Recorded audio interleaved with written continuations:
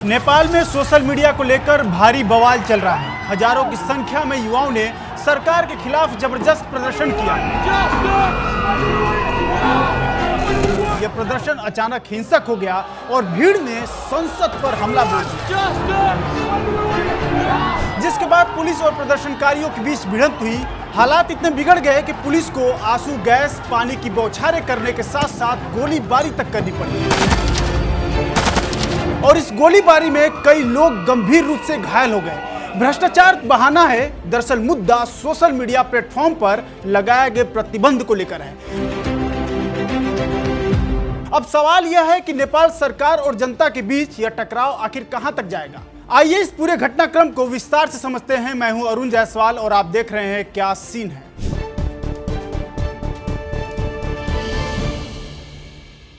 दरअसल सोमवार को नेपाल की राजधानी काठमांडू के न्यू बानेश्वर इलाके में अचानक हजारों की संख्या में युवा सड़क पर उतर आए। इनमें से अधिकांश जेन जेड यानी कि 18 से 25 साल के आयु वर्ग के थे और इनका गुस्सा दो कारणों से है। पहला तो नेपाल में लगातार बढ़ रहे भ्रष्टाचार के खिलाफ उनकी नाराजगी है और दूसरा सरकार का हालिया फैसला। दरअसल सरकार ने हाल ही में 26 बड़े सोशल मीडिया प्लेटफॉर्म्स को प्रतिबंध कर दिया, यानी कि उन्हें बंद कर दिया। अब वो नेपाल में नहीं चल सकते और इसी को लेकर ये पूरा हंगामा मचा हुआ है। प्रदर्शनकारियों का कहना है कि सोशल मीडिया केवल मनोरंजन का साधन नहीं, बल्कि यह उनकी शिक्षा, रोजगार, संवाद और स्वतंत्र विचार व्यक्त करने का माध्यम है। सरकार द्वारा अचानक से इस पर रोक लगाने का मतलब है कि युवाओं की आवाज को दबाना और उन्हें बेरोजगारी और अलगाव की ओर ढकेलना। ऐसा युवाओं का कहना है जो लोग प्रदर्शन कर रहे हैं। और शुरुआत में यह प्रदर्शन शांतिपूर्ण था, लेकिन धीरे धीरे यह हिंसक रूप लेने लगा और युवाओं ने न्यू बानेश्वर के उस इलाके में प्रवेश कर लिया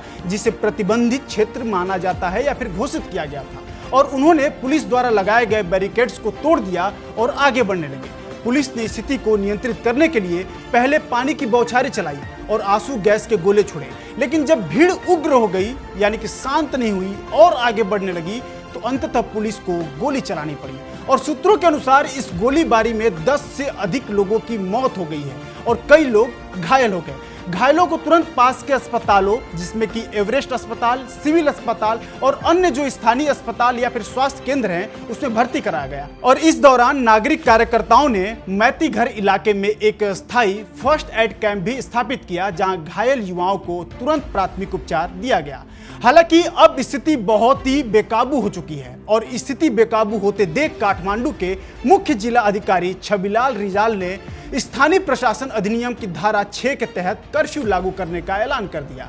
और कर्फ्यू का दायरा भी बहुत बड़ा है। अब यह कर्फ्यू काठमांडू से लेकर पोखरा तक लगाया गया है। अब निर्धारित क्षेत्रों में आवाजाही, भीड़ जुटाना और रैली करना या फिर किसी प्रकार का प्रदर्शन पूरी तरीके से प्रतिबंधित कर दिया गया है। और नेपाल के प्रधानमंत्री केपी शर्मा ओली ने रविवार को इस मुद्दे पर खुलकर बयान भी दिया था और उन्होंने साफ साफ शब्दों में कहा था कि नेपाल सरकार सोशल मीडिया के खिलाफ नहीं है, लेकिन जो कंपनियां नेपाल में कारोबार कर रही हैं, पैसा कमा रही हैं और करोड़ों उपयोगकर्ताओं को प्रभावित कर रही हैं, उन्हें नेपाल के कानून और संविधान का पालन करना होगा।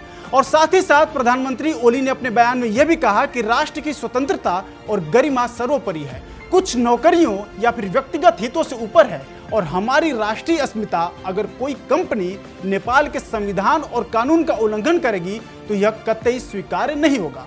और उन्होंने आगे यह भी कहा कि नेपाल की जनता और राजनीतिक दल कभी भी किसी भी ऐसे कदम को स्वीकार नहीं करेंगे जिससे कि राष्ट्र की संप्रभुता और स्वतंत्रता को ठेस पहुंचे। दरअसल नेपाल सरकार ने 28 अगस्त को एक आदेश जारी किया था। उस आदेश में कहा गया कि सभी सोशल मीडिया कंपनियों को यह निर्देश दिया जाता है कि वे 7 दिनों के भीतर नेपाल के सूचना और संचार मंत्रालय में पंजीकरण कराएं। और साथ ही सरकार ने यह स्पष्ट कर दिया था और साफ साफ कहा था कि यदि कोई कंपनी पंजीकरण नहीं कराती है तो उस पर कार्यवाही की जाएगी। और फिर जब यह समय सीमा खत्म हुई तो किसी भी बड़ी कंपनी, चाहे वो मेटा यानी कि फेसबुक, इंस्टाग्राम और व्हाट्सएप हो, या फिर अल्फाबेट यानी कि यूट्यूब हो, और एक्स जिसका नाम पहले ट्विटर था, और रेडिट हो या फिर लिंक्डइन, किसी ने भी नेपाल सरकार को पंजीकरण करने के लिए आवेदन नहीं दिया और यहीं से मामला बिगड़ जाता है। इसके बाद नेपाल सरकार ने कठोर कदम उठाते हुए इन सभी को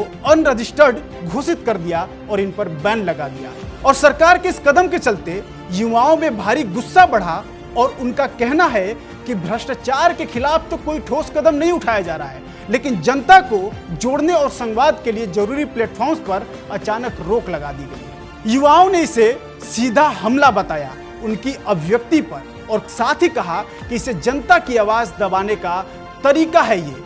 इससे जनता में और खास तौर से युवाओं में भारी गुस्सा है। इनके गुस्से का अंदाजा इस बात से लगाया जा सकता है कि कुछ प्रदर्शनकारी न्यू बानेश्वर में स्थित संसद भवन परिसर तक में घुस गए और वहां उन्होंने नारेबाजी की और सरकार के खिलाफ तीखे विरोध दर्ज कराए। और नेपाल की मौजूदा स्थिति यह है, सड़कों पर एक हुजूम है, बच्चों से लेकर बुजुर्ग तक आज सड़कों पर हैं और सरकार के खिलाफ भ्रष्टाचार से लेकर सोशल मीडिया तक। अगर सही मायने में कहें तो भ्रष्टाचार तो बहाना ही है, क्योंकि असली मामला है सोशल मीडिया। वह सोशल मीडिया जो आज युवा बल्कि खाना ना खाएं तो चलेगा, लेकिन सोशल मीडिया के बिना उनका जीवन यापन या फिर उनकी दिनचर्या कंप्लीट नहीं हो सकती। और इसी के चलते आज पूरे सड़क पर युवा से लेकर बुजुर्ग तक आज सड़कों पर सरकार का विरोध कर रहे हैं और यह विरोध संसद तक पहुंच चुका है। और यह उस पीढ़ी का आक्रोश है जो भ्रष्टाचार, बेरोजगारी और कठोर सरकारी फैसलों से परेशान है।